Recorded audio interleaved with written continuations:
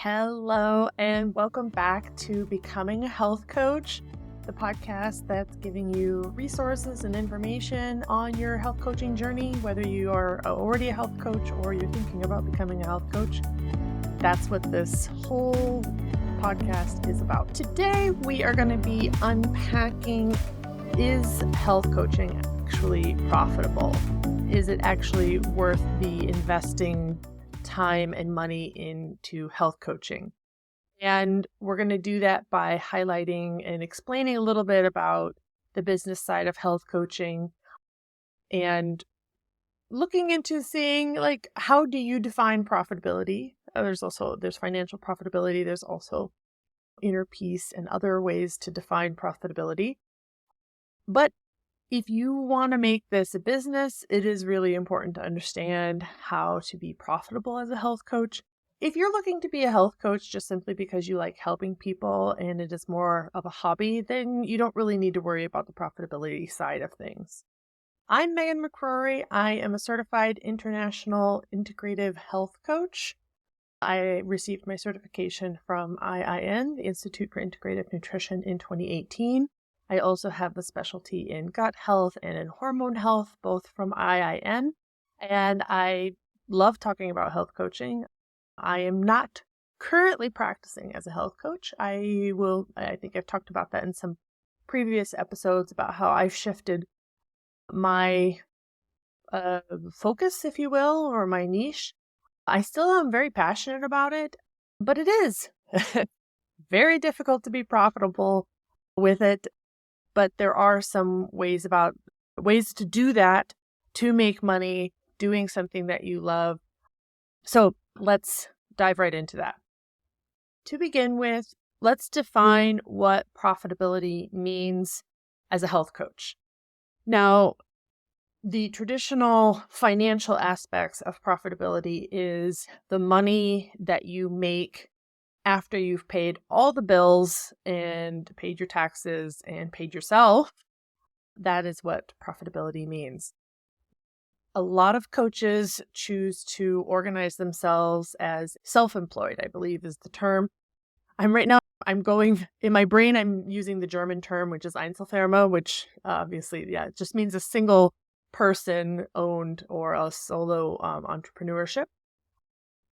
You can also open an LLC or GmbH or whatever, this limited liability type of company.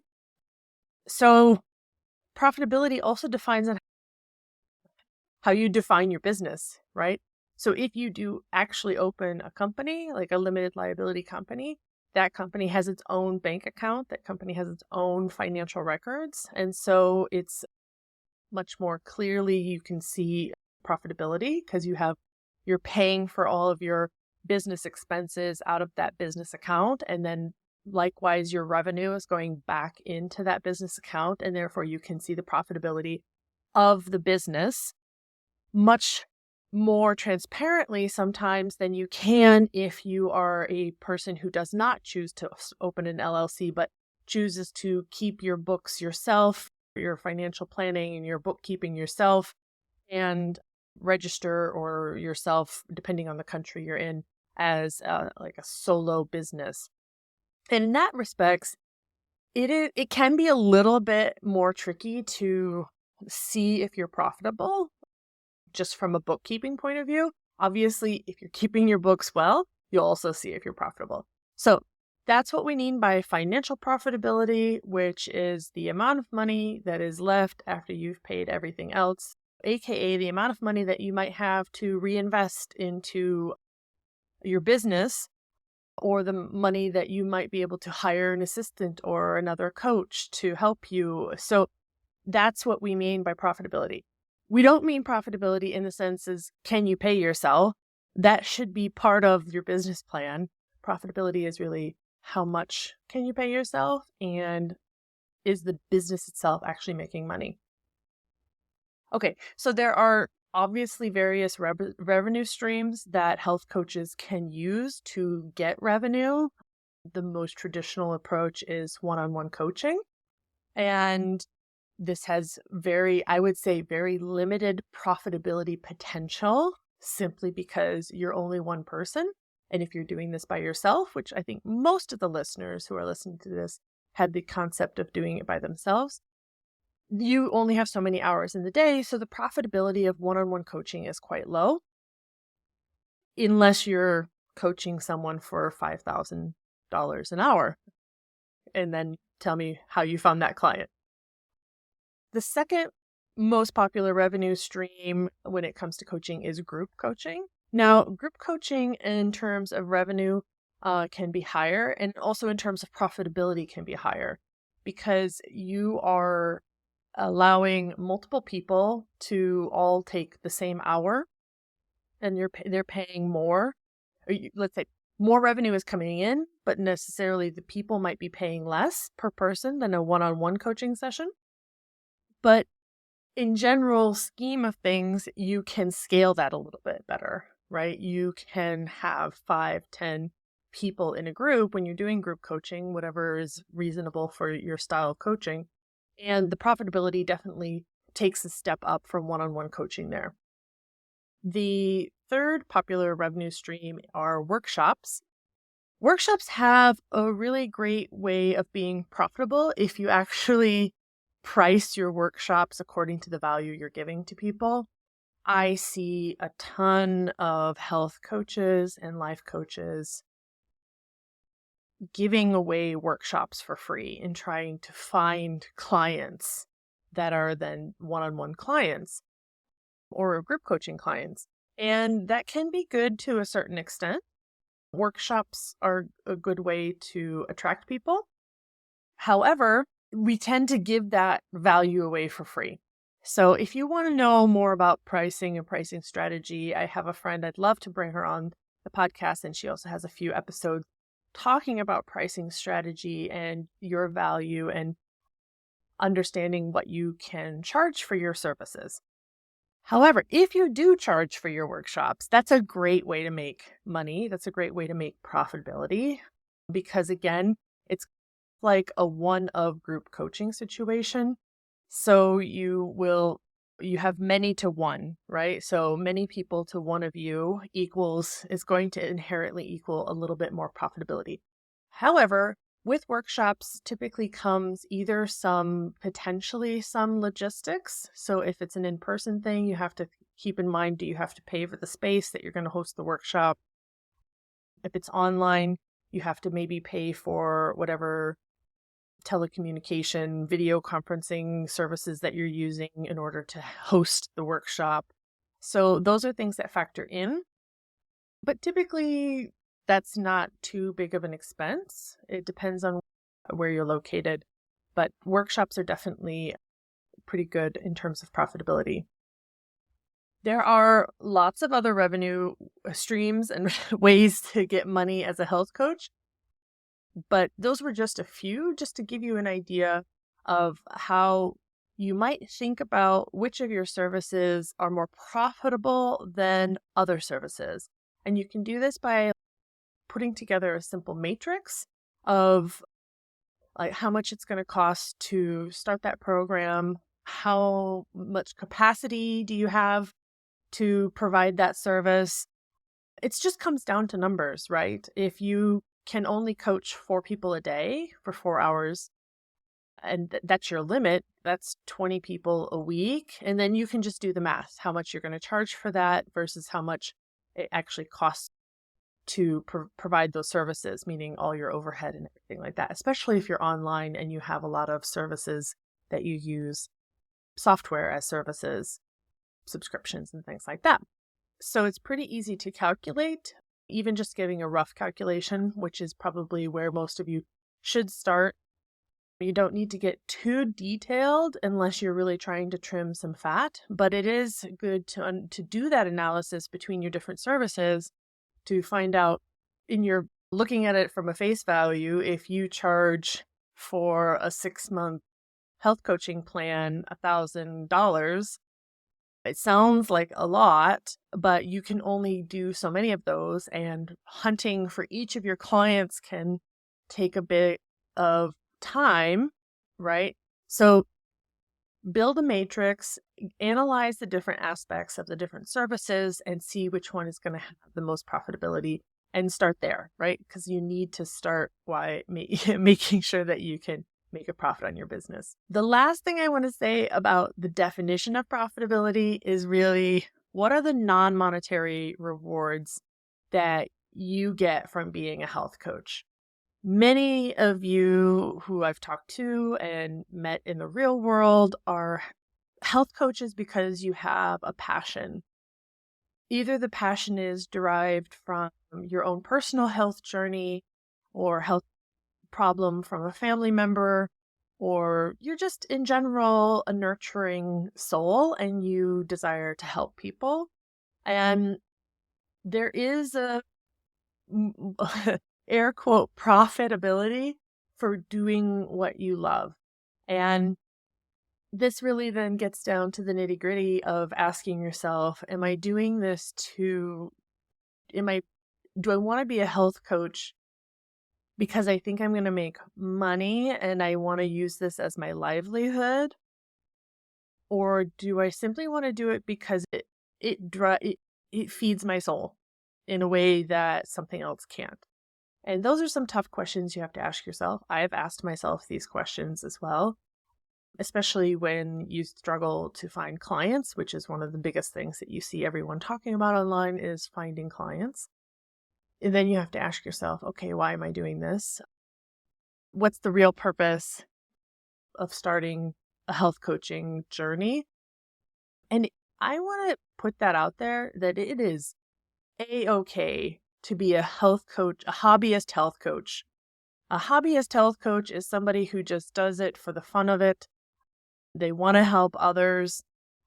They want to have that joy in their life. And I think that is absolutely great. And though I think that works best for people who cannot risk starting their own business because of financial responsibility, whether that's family or whatever the financial responsibility is. And then there are some people who don't have that financial responsibility, so they have a little bit more luxury in order to take some risk in terms of trying to start a health coaching business. Okay, so I feel like I've only gotten through a few bullet points and I have so many more to go. Okay, now we're going to move on to investments. There are some initial investments when it comes to becoming a health coach or any coach, specifically in the investment of education and certification. Now, I'd like to talk in a different episode, like, is it really required to have a certification in anything to call yourself a coach? Let me know. What do you think? Do you need one? Do you need a certification? Do you need education? Maybe you are in a corporate environment where you actually act as a coach and you don't have a certification, but you gained all the skills. I don't know. It's a very interesting question. But let's move on to talk specifically about investing in your education and certification for health coaching. Now, I went to the Institute for Integrative Nutrition in 2018. I believe that their health coach training program, their basic one, not the accelerated one, but the annual or the 6-month one, I think it runs a little over $4,000 US. Now they offer discounts all the time, so I did not pay that much. I think I paid $3,500 maybe. But still, that's quite an investment for a hobby. But a lot of people invested that money, and not everybody wants to become a health coach afterwards. They invest the money, like I said, to be a better parent, to help themselves. So there are a multitude of reasons why you can go through a health coaching certification program and not become a health coach afterwards. However, it is a lot of money. There is obviously a lot of variety in certification programs. You have 6-week certification programs. You have 1-year certification programs. You have programs that are being run by major universities that you can get a major in coaching. So there is a wide range of investment potential in terms of your education and certification. I think it depends on where you are in your life when you've decided to do health coaching. Are you working full time? Do you want it to be a hobby? Is this something that you're going to quit your main job and start a whole business? Is it just a side hustle? So all of those things factor into how much are you willing to invest, and how are you going to get that investment back financially? You can get the investment back in other ways, like we've already talked about, which I don't want to discount, because for me, doing the IIN course was amazing. It's the healthiest I've been in a long time. So it's the return on investment is, again, financial, but also non-financial. So keep both of those things in mind. Also, when you're talking about investing in your education and certification, you're going to want to look at the credibility that a certification gives you in the market. And beyond your certification, you have things like IFCC, the International Federation for Coaching, which can, once you've passed an initial certification or education program, then you have to log so many hours and apply to be recognized by this coaching federation, which is, again, another seal of credibility that you can use in your marketing. And it just shows that you are keeping up with your education and that you're taking it seriously. So I believe that's probably one of the big things. If you want to become a health coach and you want to be taken seriously, I think you do need to have some kind of recognized education and certification. More and more, I would say, actually getting some form of education, whether it's an associate's degree or a minor or a second diploma. There's a lot of opportunities that are available now. I believe that certifications are typically looked down on a little bit in terms of not as fully educated as something that you would take at a university. Primarily because it's hard to regulate the content and the curricula in certification programs. But again, that kind of comes back to the IFC and other accreditation bodies which recognize those programs. So when you're looking for a program and you want to know, is it credible? This seems too good to be true. Go to the IFC website, and if it's not there, it could say something about the program. Personally, I would say my investment in my health coaching career did two big things for me. One, as I mentioned, I got super healthy in 2018, trying all the different health coaching aspects. But I would say more, it just opened my eyes to the possibility of doing something different than the career that I already had. I wasn't ready to really break free from corporate life at that point, but it did plant the seed of something else out there. I could do something else with my time and energy on this planet in the limited time that we have. And I think that was a really great return on investment, if you will. So I want to pop in here and give you a little promo for a course that I am putting on in January called the Digital Accelerator for Online Coaches. And the reason I'm doing this course is because most of the time when I see coaches, new coaches on all of these Facebook forums and things, a lot of them struggle with their website, with the digital tools that are necessary to put their business online.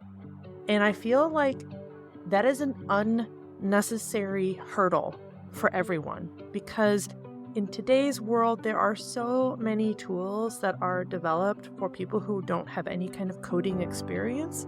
And you can go and learn about all these tools by yourself. You can build it from scratch by yourself.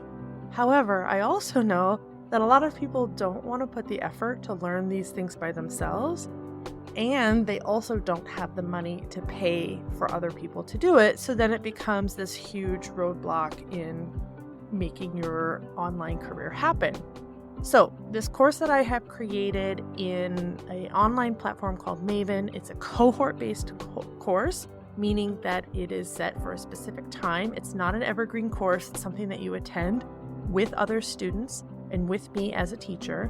It is both synchronous and asynchronous, meaning that there's some work for you to do on your own, but yet we meet together and work together as well.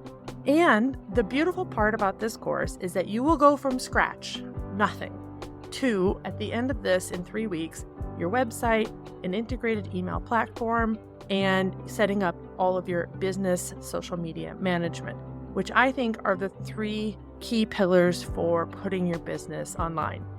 And it's going to take 3 weeks. It is hard work, but the point is that you are empowered at that point. The business is in your hands, but yet I'm here to guide you and help you and all the other students in the course. I just want to give you guys the opportunity to apply for that. I just opened up the applications for the January cohort, and I'm super excited about this program because I absolutely love this topic and I absolutely love helping other people who this is not their love language. Digital is not their love. Helping them get a little bit more excited about it and empowered to do it yourself and not have to worry about unexpected charges coming later on from the person who built your website or themes changing and all that stuff. Guys, it is not difficult, but it is easier when you do it with a team. So check out the link in the show notes and I hope to see you there. Okay, continuing on with, is health coaching profitable? I think that we need to talk about diversifying the different sources of revenue that we can pursue as a health coach. So what do I mean by diversification? With a traditional coaching model, you are trading time for money. You are trading your time for money. Whether that's in a one-to-one situation or a one-to-many situation, you're still trading your time. Unless you haven't been on the internet in the last couple of years, you will have heard of passive income or passive income streams.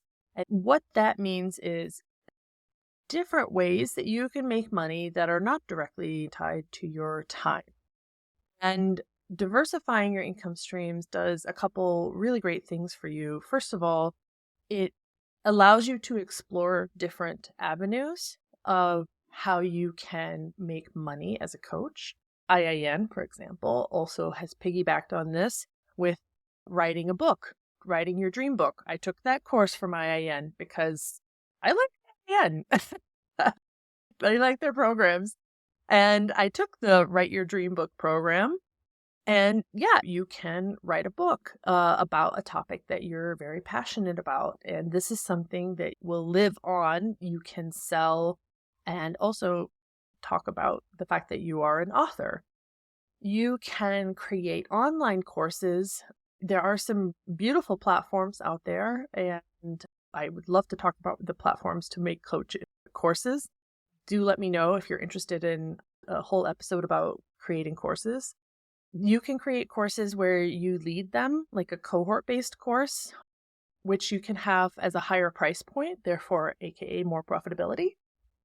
Or you can spend, I would say, quite a bit of time. It takes probably at least 50 to 60 hours of actual labor to build an online course of any, I would call, quality content and video and audio, so on and so forth. But once you've invested that hours and you know that course is something that will sell, then that is something that will live on and you can continue to sell that course again and again. This is what's called a digital product, where the user doesn't get anything physical, but they get information or they get a digital file, like a book or something. But what we're talking about here is something where you don't need to have a physical inventory of stuff. So an online course is definitely a digital product and it's an information product.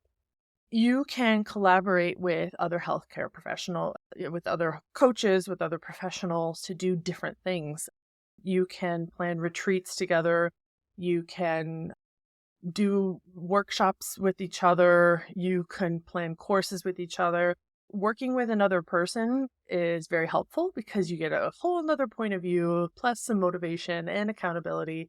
And that's a great way to expand your audience as well as ideas. You can also diversify your income streams by using such things like affiliate links for things that you do anyway.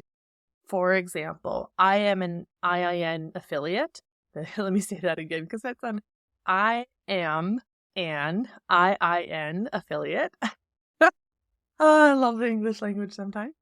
And that means that when somebody clicks on my link to join IIN, I get a bonus. When you are passionate about services or products that you use all the time, and you're going to talk about them anyway, why not get an affiliate link and have the opportunity to potentially make some money from somebody who buys the product because they heard it through you?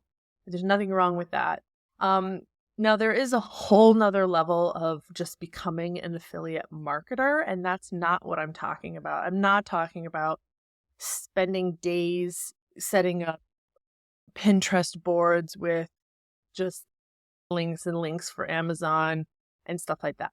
That's not what I'm talking about, because I'm talking to you and you are a passionate individual. Otherwise, you wouldn't be considering health coaching. Maybe that strikes interest in you, but for me, that does not strike interest in me. That to me sounds like simply a way to make money and not a way to help people. And if I can make money while helping people, I think that's an A+. But when I think about just sitting there and doing this kind of online research to find what sells and try to sell that with my affiliate link, makes my skin crawl just a little bit. However, if you want to go to IIN and you're happy with the information I've given you and you want to give me a little kickback, I'm more than happy to do that, because I believe in IIN as well as I believe in other things that I like, other products and services where I think that's a good product or service, and I want to share that. Okay, so that's a little bit about diversifying the income stream. And why that is good is when you are focusing all your efforts on selling your time for money, you will have dry spells and you will have floods. There will be moments where you have 3 or 4 or 5 clients coming in all at once and they just want to throw money at you, which is nice. Then you have other times when you have nobody coming in and it's a big dry spell. And so that's a bit of variation in the revenue coming into the business. And once you have like a big enough pad in your business financial situation, those little dips and valleys don't feel so difficult. However, when you're starting off, or if you just don't have a lot of clients right now, spending a little bit of time to diversify your income streams can allow a trickle of revenue coming in that is somewhat consistent and therefore can give you a boost. I wouldn't say you rely on it completely, but it's definitely gives you a boost. Let's talk about financial challenges. When you are a solo entrepreneur and you want to start a health coaching business, you can do something called bootstrapping, which means you're just paying for it out of your own pocket and you are trying to make it work. Maybe you're paying for a website, maybe you're paying for a scheduling service or payment processor and things like that. And there's a little bit of money that goes out all the time when you're doing it this way, if you want your business to be online at all. I don't think I'm going to even talk about people who don't have any online part, because I feel like that doesn't happen anymore. Everybody at least has something a little bit online. But what we face as challenges as health coaches, there's a couple things. One is pricing and having a pricing strategy that fits the value of your product. As I mentioned, I'm happy to bring on an expert to talk about pricing. The other thing that we struggle with is finding clients or selling the product. So that's 2 kind of different ways, right? So when you're talking about selling your time for money, so one-on-one or group coaching or workshops, you're actually trying to find people who will pay for that service. When you have other things that are evergreen products like your course or maybe your book, then you are basically trying to market that all the time because it can be sold at any time. So I guess you could think about it as time-based financial challenges and non-time-based financial challenges. So finding people to buy your book is a different type of challenge than finding someone to pay for your one-on-one program. both because they're different price points, but also because it might be a slightly different target audience for the book than the course. So all of those things are struggles. And the most important thing you can do is to have an amazing business plan and marketing strategy and pricing strategy. If I could tell anybody like myself or anybody else who's just starting out, is to plan, research. I would say research and plan more than you think before you get started, but don't only plan and research. At some point you should get started, right? But I research 10% and then just hop in. And then I learn along the way, and I fail along the way, and learn and fail and learn and fail. So I think that's important, but really understanding what your business plan is, how you're going to find your clients, what services you're going to sell, talking about how you're going to build loyalty, how you're going to build trust. And I feel like that's probably the thing that most beginner coaches struggle with when they try to find new clients, because they don't have a reputation. They don't have testimonials are so important when it comes to trusting a health coach, especially also referrals and referral people who have had your services and are referring you to somebody else is the best advertising that you can do. To sum this all up, let's skip right to the conclusion here. Is health coaching profitable? It can be. It depends. So if you are planning and you have a strategy and you are coming at this with a business focus and understanding that you will have to do a lot of work, you can make a profitable business. You can make a profitable business. There's no doubt in my mind. I know people who are profitable. They work hard, though. It's not easy. It's not something where you sit back and don't do anything. But I think that's part of the joy, is that you are working and doing something that you love.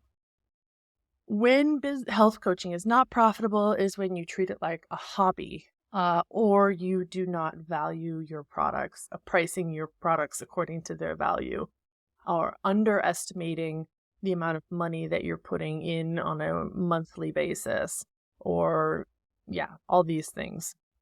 We effectively tend to really undervalue our services, and that will drastically affect your profitability. In summary, you need to define what profitable is for you. If you are independently wealthy and you don't care about making money, your profitability is probably more on the satisfaction scale. Or if this is a hobby for you, your profitability is more on an internal, non-financial basis. Investment, how much you're going to invest in this, how you see that investment, and then diversifying your income streams and knowing the challenges of how to sell your product before you actually start selling it. These are all of the major points that are going to tie into if your business will be profitable. So before I leave you, I will just tell you, my business is not profitable yet.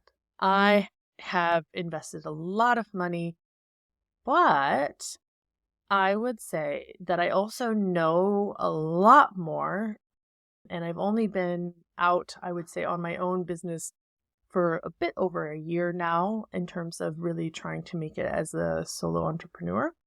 And I would definitely say I know that I've had two big lessons learned, a financial lesson learned and also a time-based lesson learned. And just for everybody who's actually still listening to this episode, I have ADHD. I was diagnosed as a child and kind of ignored it as an adult. And let's just say starting a business with ADHD is, as my husband says, I'm starting 5 feet back from the starting line than everybody else, because I do struggle a lot with, I would say, diversifying my time more than I should. Diversifying your income streams is important, But diversifying your time should not be. It needs to be very focused on making one thing work. And I have all these different ideas, and I know that the mistakes I have made have been because I have not been focused and see something through to the end and to really give it a try. And then my financial mistakes came because I had bad advice when I set up my business. So I run my business out in Switzerland, and I have a limited liability company. And very briefly, I thought I had to hire myself to work in my company, but I didn't. And because I made this mistake, it was about $10,000. Now, the money's not gone because it technically goes into what the equivalent of Social Security is here, but it was definitely not something that I was planning for. So if you want to hear more about my story about that, let me know.